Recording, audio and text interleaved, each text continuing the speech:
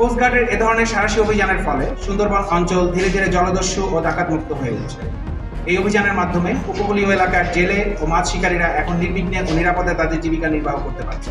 Bangladesh coast guard আইন শৃঙ্খলা রক্ষার্থে উপকূলীয় ও নদী তীরবর্তী অঞ্চলে ২৪ ঘন্টা ব্যাপী টহল কার্যক্রম এবং বিশেষ অভিযান অব্যাহত রয়েছে, যার ফলে এসব অঞ্চলের আইন শৃঙ্খলা পরিস্থিতি অনেকাংশে উন্নত হয়েছে। সুন্দরবনকে দস্যুমুক্ত রাখতে কোস্টগার্ডের এই ধরনের অভিযান ভবিষ্যতেও অব্যাহত থাকবে।